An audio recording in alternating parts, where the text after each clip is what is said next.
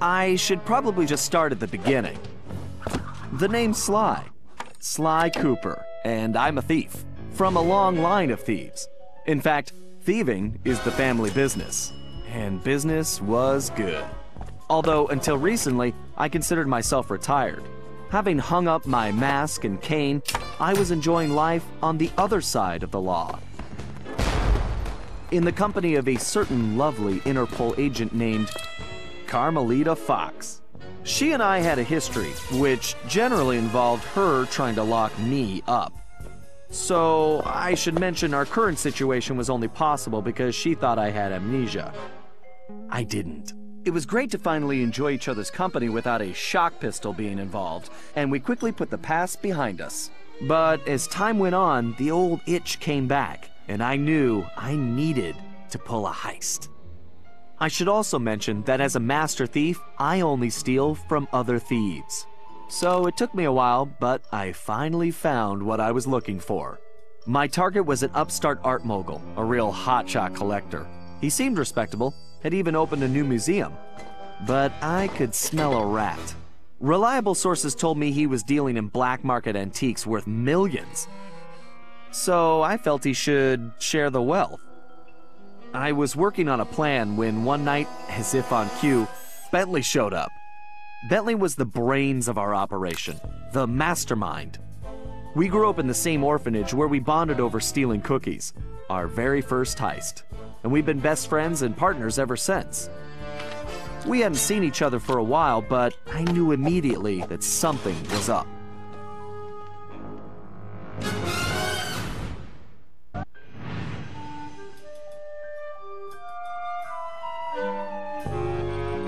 Bentley had been enjoying his time off too, building a new lab from scratch with his girlfriend and fellow tech whiz, Penelope.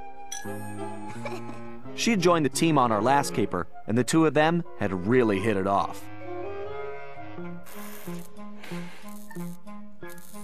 Apparently, they just finished work on a top-secret project when Penelope had simply vanished. Bentley was worried sick. He searched frantically but found nothing. Then, he noticed something that completely stunned him. In his spare time, Bentley had been researching the Thievius Raccoonus, the Master Thief's handbook passed down through the Cooper family for generations. Its pages overflowing with the exploits and secret techniques of my esteemed ancestors. Only now, those pages weren't so full. In fact, they were disappearing right before Bentley's eyes. Realizing there was no time to waste, he gathered his gear and raced off to Paris.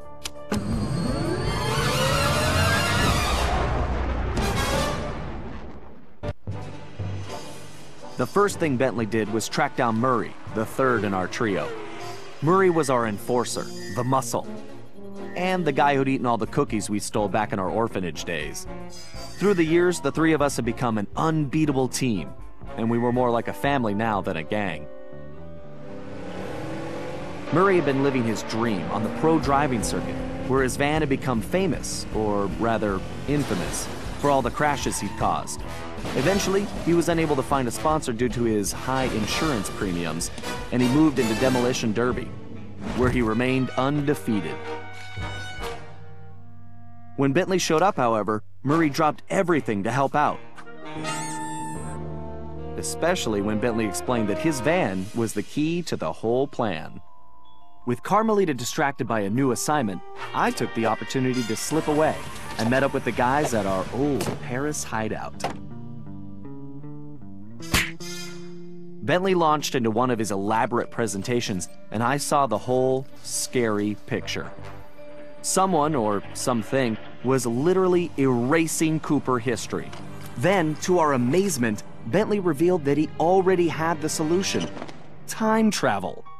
It turns out his top-secret project was constructing a time machine, and now he modified the design to fit into Murray's van. We were going to travel back in time, stop those responsible, and fix the damage they'd done. Bentley explained the only catch was that in order to travel to a particular time, the machine required an object from that era. We knew from the changes to the Thievius Raccoonus that our first stop was feudal Japan.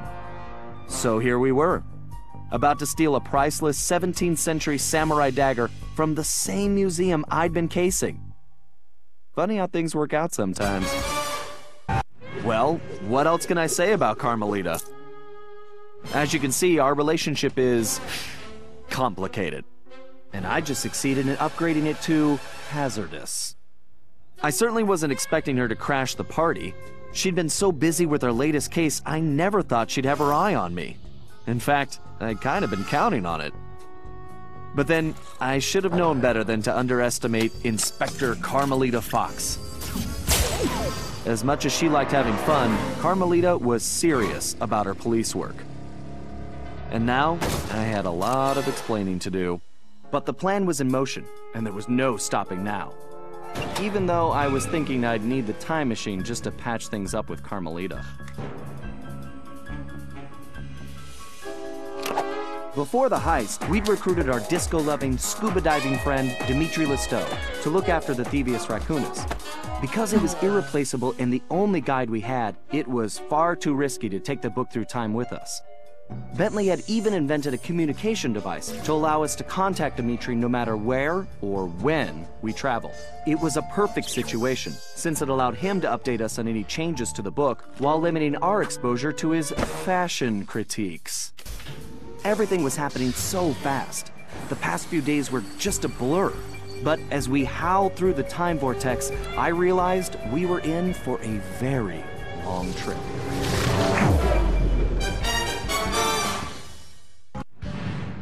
We needed to locate Ryuichi Cooper, Master Ninja,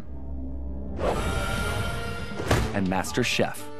According to the Cooper clan history, Ryuichi Cooper was actually the inventor of sushi. After creating this delectable dish, he opened a sushi restaurant, which, while very prosperous, also provided the perfect cover for a ninja. When we got to Japan, it was obvious something was very wrong. What should have been a peaceful village was more like a heavily patrolled military base. We located Ryuichi's sushi restaurant only to find it shut down and under guard. Things got worse when Bentley discovered that Ryuichi was locked up in a new high-security jail, allegedly for serving bad sushi to the shogun. It all sounded like a pretty tough piece of fish to swallow. We needed to get to the bottom of the situation, and the first order of business was getting Ryuichi out of prison.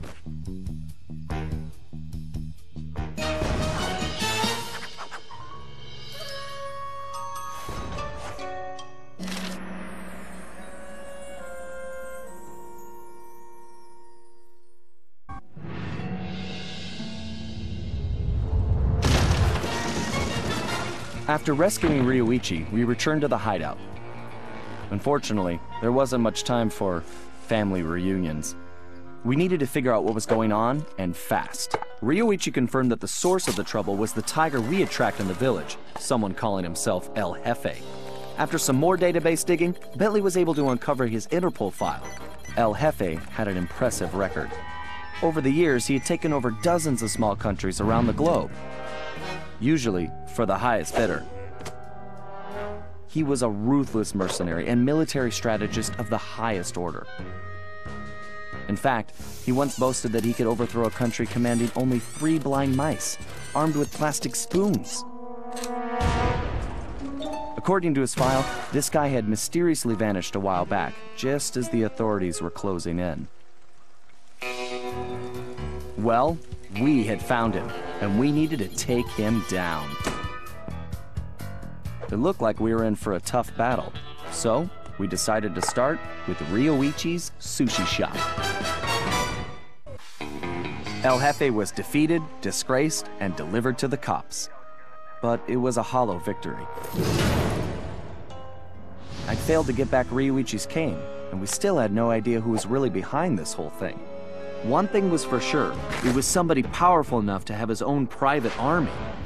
We contacted Dimitri for an update on the Thievius Raccoonus, and it looked like Tennessee Kid Cooper needed our help next. That meant we needed to travel back to the 1880s. Luckily, one of the goons that took Ryuichi's cane had dropped what looked like an old sheriff's badge. Bentley had been trying to figure out where it might be from, but now it all made sense. After sampling the badge, Bentley was able to calibrate the time machine. As we prepared to make the jump back to the Old West, I found myself wondering how Carmelita was doing.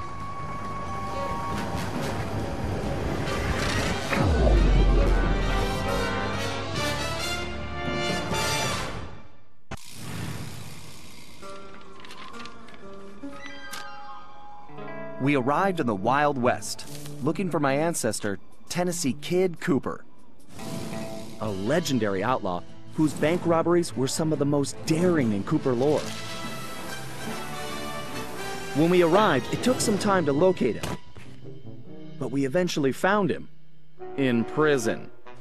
His arrest was the handiwork of the local sheriff, who had celebrated by posting his own picture all over town. Talk about an ego. We needed to bust Tennessee out of jail. But after some furious calculation, Bentley determined that the best way to do that was from the inside. For the first time in my career, I was going to have to let the law catch me. This could be a real challenge.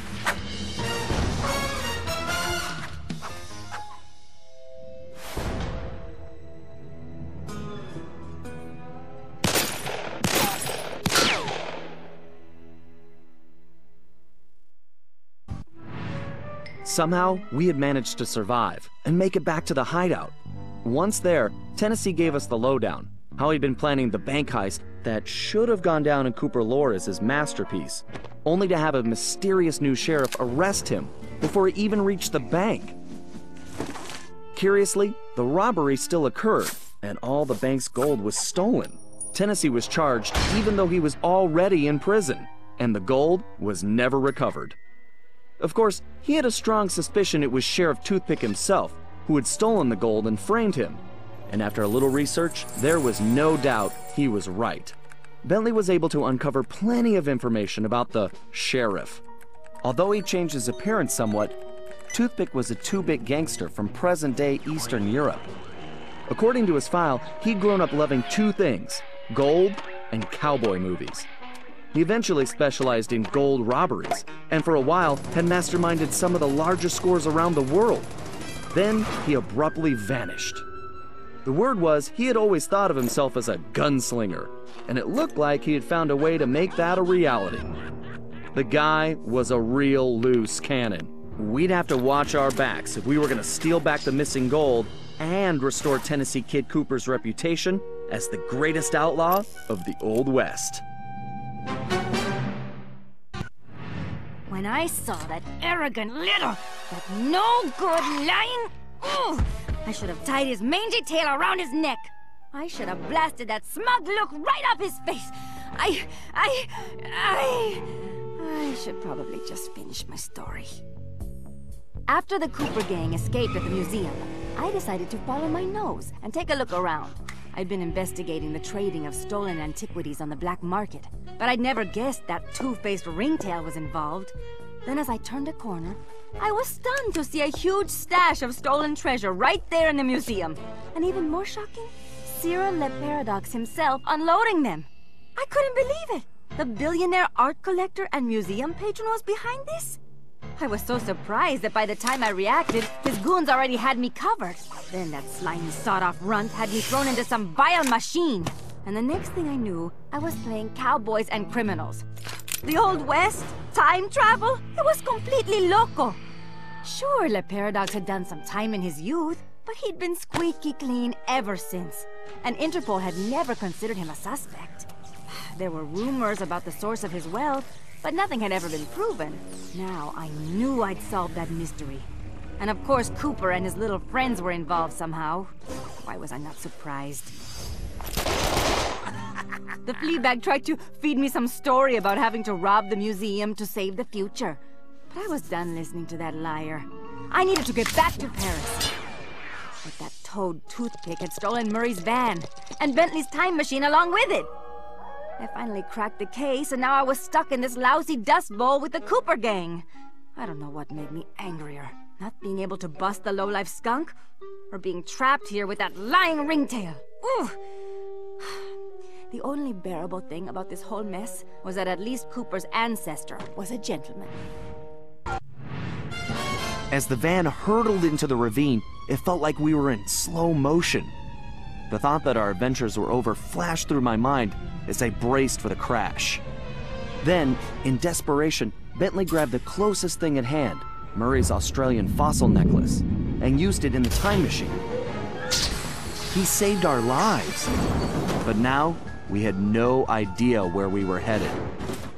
We held on as the van was sucked through the wormhole, tumbling around like a cork in the ocean. Who knew where we'd land? And more importantly, when?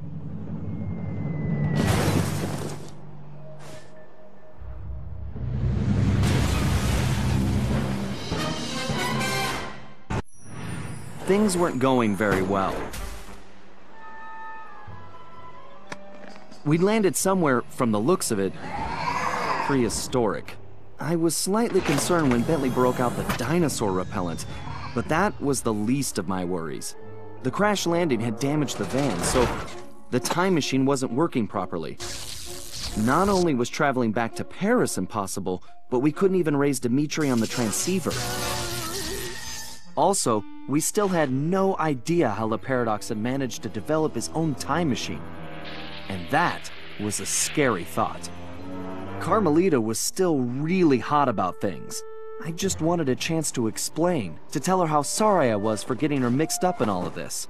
Before we had a chance to talk, she stormed off in a rage. I tried going after her, but I figured that wasn't the best idea. Our conversation would have to wait, at least until she holstered that pistol. We decided the first order of business was figuring out where and when we were. And then, how we were going to repair the van. Otherwise, we'd have to get used to living in a cave, permanently.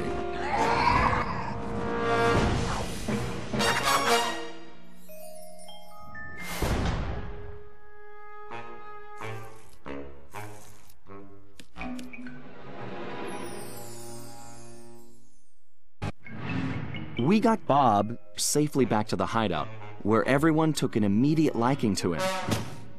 And he took an immediate interest in our gadgets. While he was busy, Bentley provided the background on his former captor. The guy's name was Grizz, and he'd made his fame in the art world. Once a common street thug, he'd been thrust into the limelight when he was plucked from the gutter and made famous by a prominent pop artist. Grizz's primitive artwork was hailed as a brilliant new style called paleo graffiti, and for a while he enjoyed a celebrity status. His fame was short-lived, however, when people realized his art was really just bad. Resentful, he returned to his criminal roots, quickly becoming the top art thief on Interpol's most wanted list. One of Carmelita's main targets, it was now clear how he'd managed to evade her capture for so long. After we pried Bob away from Bentley's tools, he explained how Grizz had appeared and started harvesting all the pterodactyl eggs in the area, eliminating his role as food provider for the tribe and greatest egg thief ever. Depressed, he'd gone into a slump and gotten out of shape, which allowed Grizz to capture him and take the new tool he'd invented to help him steal eggs. So it looked like the very first Cooper cane had been stolen as well. Great. We may have rescued Bob from the arena, but we still needed to find out what sort of operation Grizz was running for La Paradox, and why it involved stealing all the eggs. We also needed Bob's help to find the rest of the van parts, and that meant we had to get him back into climbing shape, fast.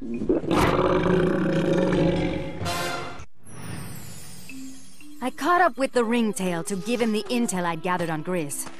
Half of me still wanted to slap the smirk off his face, but the other half wanted to talk. Working on my own these past few days had given me time to think, and I'd realized some things. Sly may have been lying to me the whole time in Paris, but I'd lied to myself as well. In my heart, I knew something was up, but I didn't want to admit it. I wanted to believe he'd changed, that maybe I'd changed him. But Sly was who he was, and I had to accept that.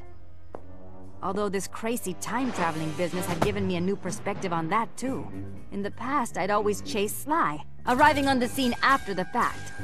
But now that I'd fought alongside him, with Bentley, Murray, and his ancestors, I had to admit a newfound respect. We aren't really so different. We both fight for justice. We just do it from opposite sides of the law. The question is, can I live with that? Honestly, I don't know. But for now, perhaps it's enough that I see things more clearly, and that we have a common enemy in Le Paradox. Because I am not going anywhere until I put that stinking weasel behind bars!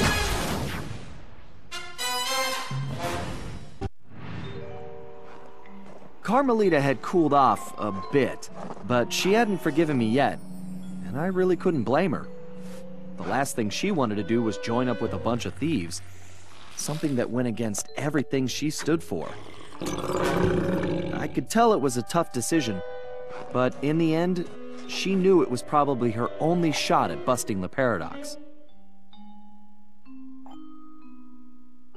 Dimitri was happy to finally hear from us, as he'd been worried his bros were warping their faces off, whatever that meant. He pointed us to our next destination, medieval England, and as it turned out, Grizz's crown was the perfect object to get us there. So, although we'd only uncovered this Ice Age scheme by accident, luck was definitely on our side. And we left in a confident mood, ready to tackle whatever fate had in store for us. We'd come to merry old England to locate my ancestor, Sir Galeth Cooper, a gallant knight who founded the Cooper Order. Unfortunately, what we found was anything but regal. Sir Galeth had been reduced to performing in a local circus as a jester, complete with ridiculous costume. The villainous stench of Le Paradox hung over the entire area. We didn't know what was going on yet, but we knew it wasn't good. To make matters worse, we still had no information about Penelope. Bentley wasn't letting it show, but I knew deep down he was pretty worried. Hopefully we would find some answers soon. But first, we had to go to the circus.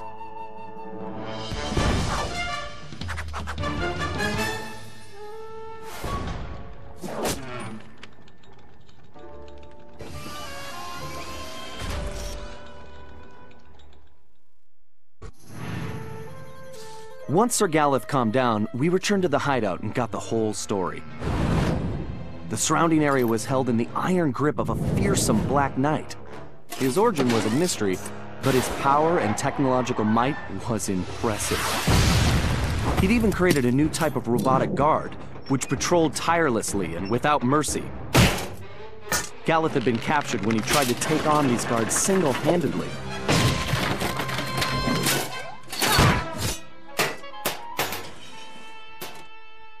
Bentley searched every criminal database in existence, but couldn't find a thing. All we had were more questions. Had Le Paradox somehow made an ally from this time period?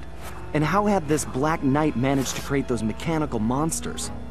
When we explained to Sir Galeth who we really were, I don't know if he believed us or not. But it didn't matter.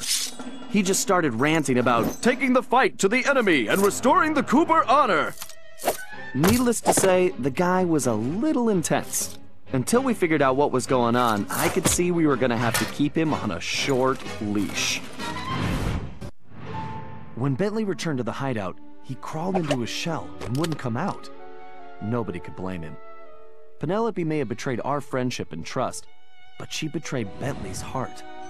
I knew he blamed himself for the whole predicament, but it wasn't his fault. Everyone took turns trying to coax him out, but nothing worked. In the end, it seemed that Bentley would have to come back to us on his own. Unfortunately, we couldn't wait around. We had a villain to take down, with or without Bentley's help. And this time, it was personal.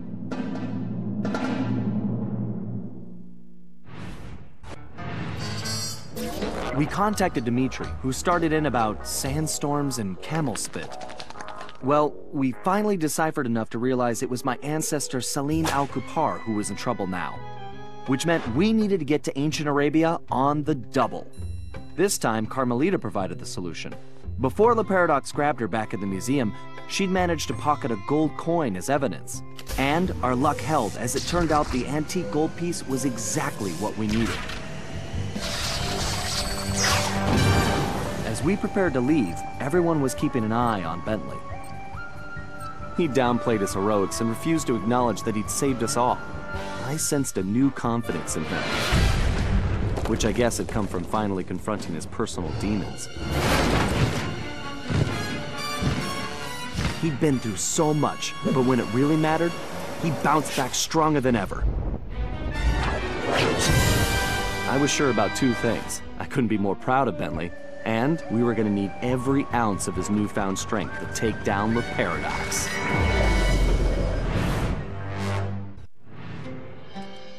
We'd traveled to ancient Arabia to find Salim al-Kupar, an ancestor said to possess the stealth of 40 thieves.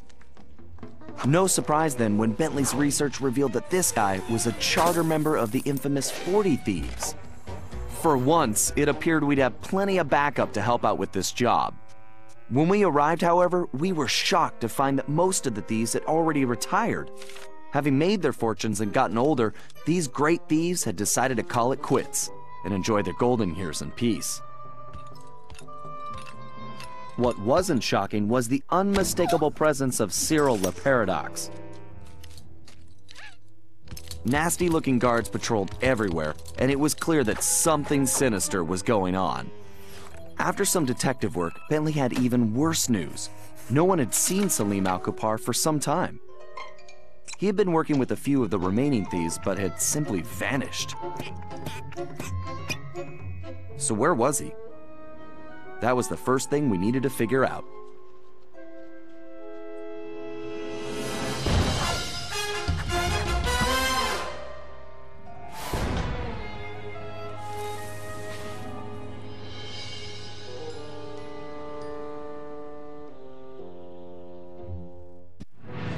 Back at the hideout, introductions went quickly as Salim stuffed his face.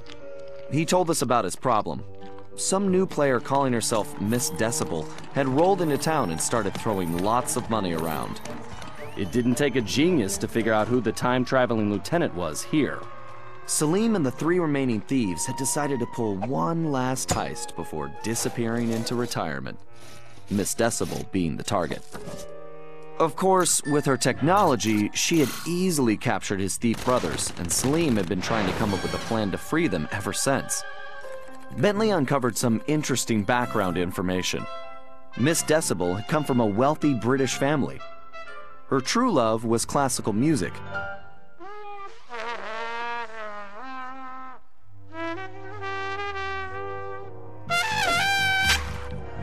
Unfortunately, her complete lack of musical talent, coupled with an extreme temper, made for a volatile combination. After suffering a freak accident during a tantrum, she was left unable to play music normally. However, when she discovered she could control people with her hypnotic tones, a new criminal was born. She began using her devious talents to control others, forcing them to commit crimes for her. We told Salim about the Paradox, and the whole thing made some strange kind of sense to him. The bad news was that he wasn't completely convinced that we were there to help him. I could see I was going to have to prove myself. Again. We may have stopped Miss Decibel, but it meant absolutely nothing. We were on the ropes. The Paradox had beaten us every step of the way, and he held all the cards. Carmelita, my ancestors' canes, and now his fake pedigree. I couldn't remember a time since we teamed up that we felt so defeated. And talking to Dimitri didn't help. He was freaked out and yelling about having to boogie down in Skunk Town. So as usual, his words made little sense. But the message was clear. We had to get back home fast. We may have been down, but we definitely weren't out. There was too much riding on this. The lives of everyone we cared about, not to mention the very future of our existence. No matter how, we would make things right. So as we roared back through time to Paris, I knew we were in for the fight of our lives.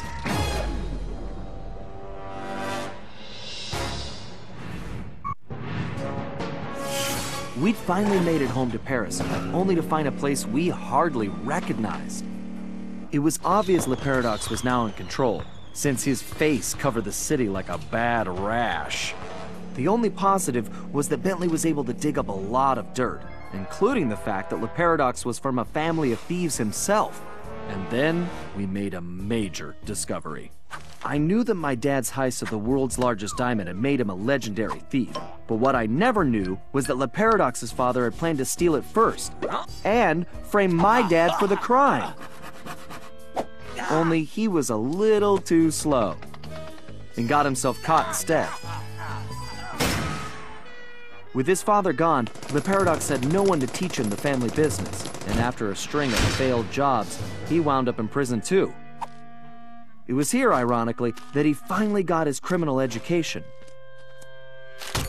After his release, Le Paradox maintained the appearance of a law-abiding citizen.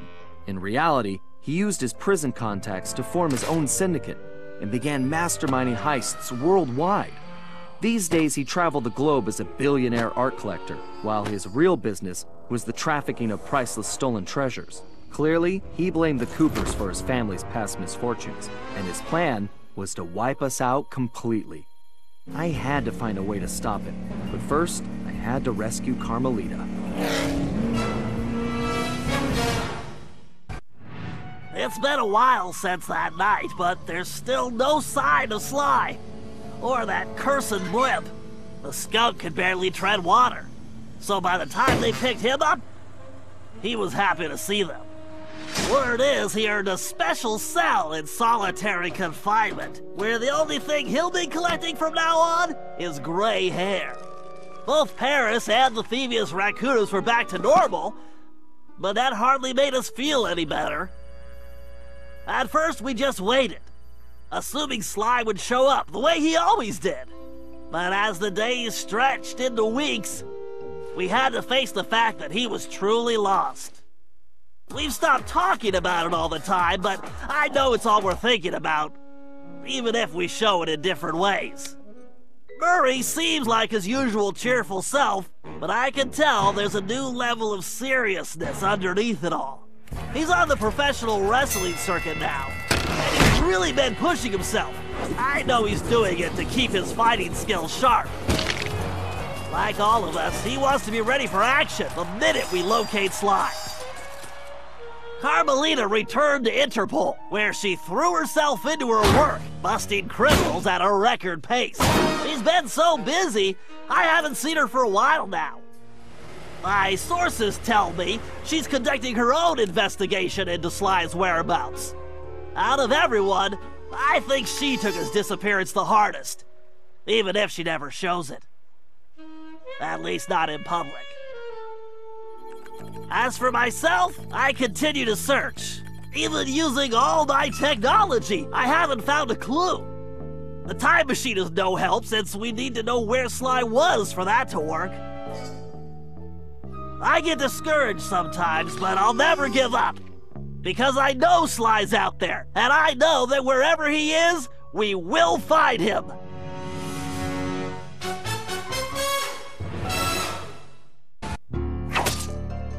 Ryoichi Cooper continued to refine his master ninja techniques as well as his sushi. And while his thefts were never detected, his sushi restaurant was recognized as the finest in Japan.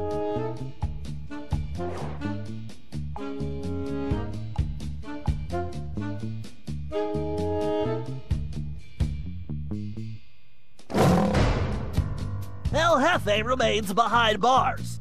He was transferred to a South American prison, where he now works rolling cigars. Unfortunately for him, there's no smoking allowed.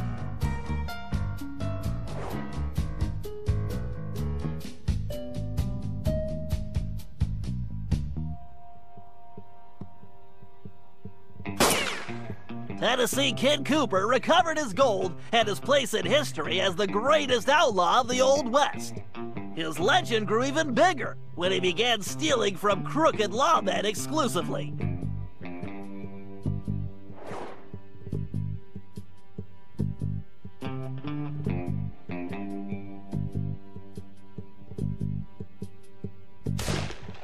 Toothpick was arrested and became part of a chain gang working on the railroads. He eventually went deaf and faded into obscurity.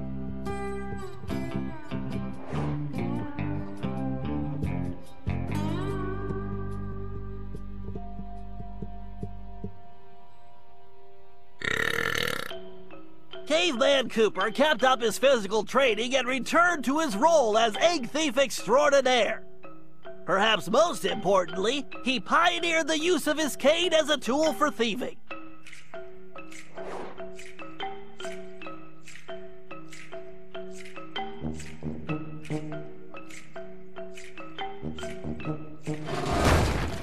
The Grizz received a lengthy prison sentence and began a new career as a rap artist. In his spare time, he paints portraits of his fellow inmates.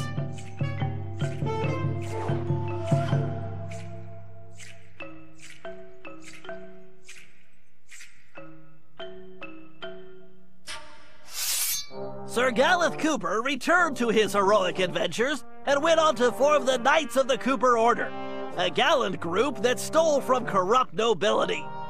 He also became a successful, if overly dramatic, actor.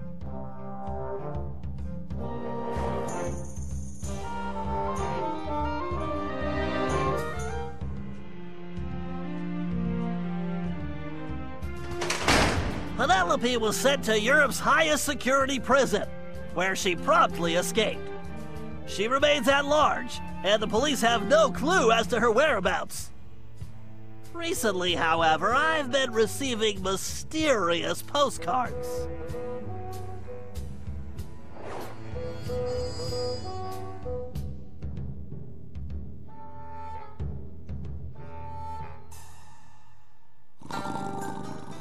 Salim Al-Kupar finally retired from thieving and took a long nap.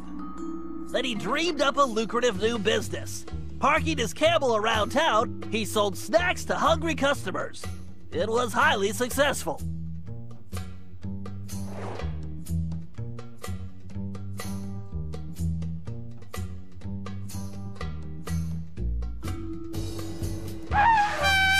After being locked up, Miss Decibel decided to make some changes. She had the horn removed from her trunk, enrolled in anger management classes, and began teaching music to other prisoners. With continued good behavior, she might get an early parole.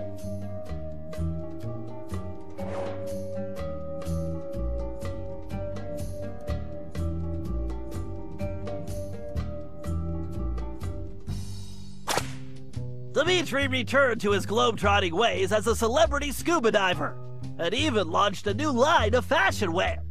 He's so successful, there's a new reality TV show chronicling his adventures. It's called Disco Diver.